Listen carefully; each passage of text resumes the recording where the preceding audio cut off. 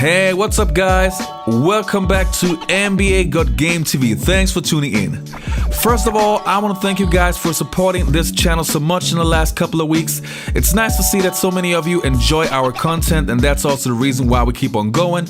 We try to give you a couple of videos every week, and we hope this channel keeps on growing, so please stay with us. In this video, we will feature NBA players that look like the harmless guy from next door, but in reality, it was far away from the truth. But before we start this video, if you like this video, please subscribe to our channel. Also underneath the video, we'll see the link to our Facebook page. Likes are really appreciated, and I would say let's start the video.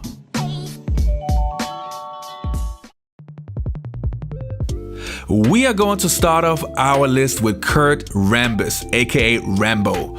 Mostly known for his time with the Los Angeles Lakers, Kurt Rambis looked more like a librarian than an enforcer on the basketball court.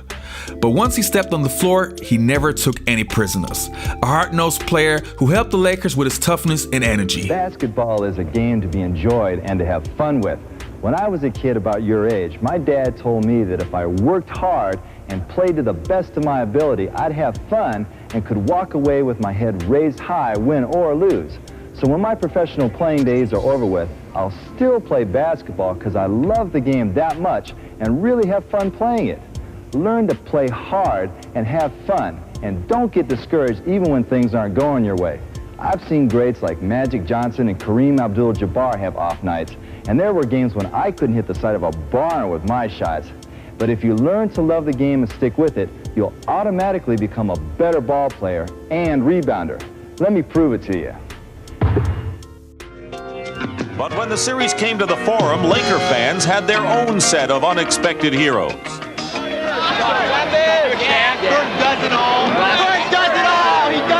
Kurt Rambis is the working class of the NBA.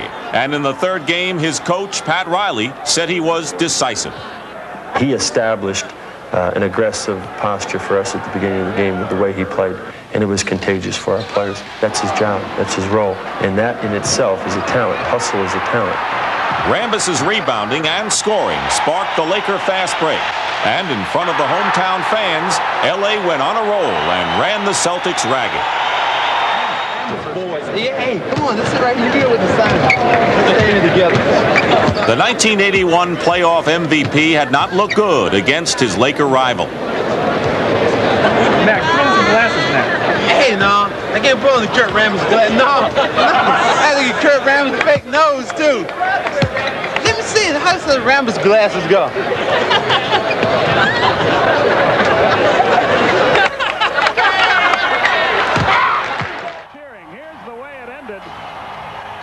As you see the great crowd reaction. You see Reed get the ball in the air. Now, they were complaining that it didn't hit the glass, but a good play by Rambis to keep the 24-second clock from expiring and then getting the catch. And you see Dick Carter say, hey, don't give anybody a chance to say we didn't win. Let's get out of here. You'll see the bench react along with the coach. And the call was absolutely right. The ball was in play. The 24-second clock had been recycled. And the basket counted. It came with a half second remaining in the game. And the next player on our list is John Stockton.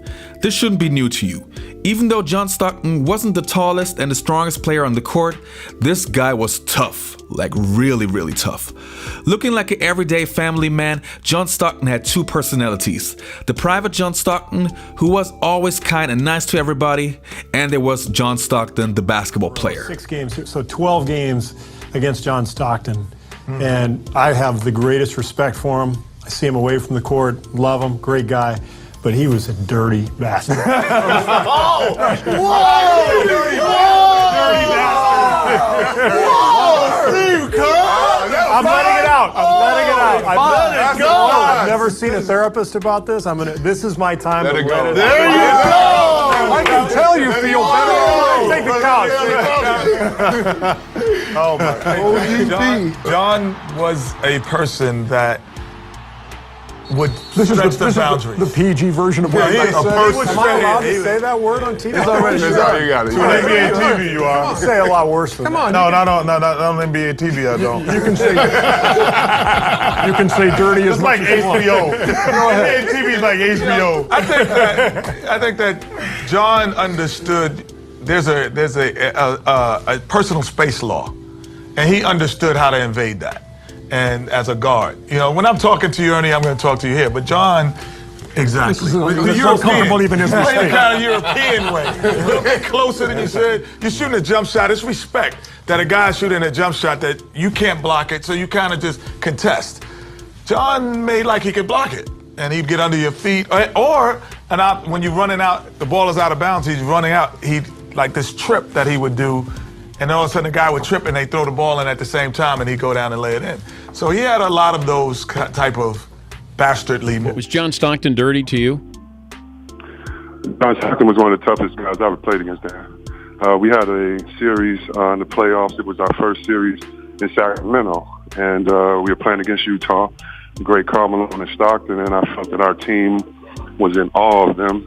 We were younger, and so I told Coach Alderman before the game, I said, on the first play of the game, I'm going to lay Stockton's ass out. And Coach said, are you sure? I said, yeah. I said, trust me, Coach. It's the first game. We just need to do it. Like, you know, they're prepared for everything that's coming. They don't expect it. I lay him out on the screen. I'm talking about I lay him out. One of the best screens I ever did. Got my shoulder kind of in that head area, too, to kind of make it a little dirty.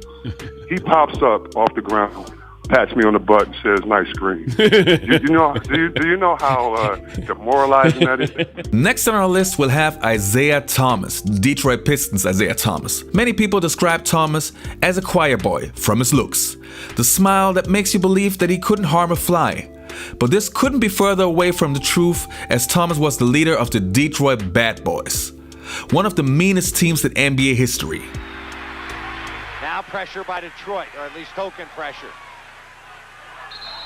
Oh, Isiah just threw a punch. A swing, and Isaiah's history. He's gone. Isiah took a swipe at Mahorn, and Mahorn just stood his ground, didn't even blink. And Isaiah's gone. And Mahorn just waves goodbye to him. Take a look. Here comes the punch. Commissioners will be reviewing these tapes. Certainly, Rod Thorne. Well, they usually look at all the Pistons tapes. Maybe they'll looking at this Pistons tape, they'll see what Cartwright did. 20-second timeout called by the Pistons. Minute and 14 to play in overtime. Pistons appear to be in firm control of this right here. Here you see it. Oh, did Cartwright really let loose on Isiah, and Bill Lambeer's trying to hold Isiah back. I talked to Isiah at the beginning of the year about the aspect he wasn't on the team, and he was not comfortable with it. I'm sure he is very hurt. He's a very deserving player, but he was not selected.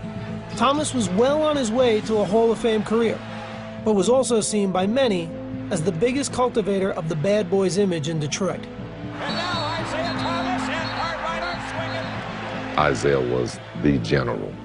He was the guy that would yap at his teammates and say, knock them on the ass, do whatever you got to do. A beautiful backdoor pass from Pippen, and he is walloped. He knew he was going to get hit. I despised the way that he played the game. Did you want him on the dream team? No, I did not want him on the team. And the last player on our list is AC Green, the Iron Man. AC Green had a career like no other NBA player before. A true man of God, AC was the nicest person off the court you could probably imagine. Just looking at him, you'll see a friendly and humble guy who would easily be a Bible salesman. But when the lights in the arena went on, this guy was always ready to go. People have asked me about him a lot in my life, and I simply said, and I'll say it again, that I've never seen a nicer athlete. But when he was on that basketball court, AC just totally changed into this monster. Soft-spoken. Yeah, he was a punisher. Almost shy. You know, he would hit you in the back of the head. One of the most polite young men I've ever met in my life. He was one of those guys that would just knock you out. An incredible delight to be around. I'm going to hit, and I'm going to hit, and I'm going to hit. And I learned that from reading the Old Testament. There was a voice in his head from God that said, AC, go to the boards. AC's faith was part of what made him such a formidable athlete. Hey, and thanks for watching this video. We really hope you enjoy our content, and if you'd like to support our channel, you can do these things. First, subscribe to our channel and click the notifications button so you will always be up to date when we upload a new video. And also check out our Facebook page. You will find the link underneath the video. Likes are very appreciated. Thanks a lot.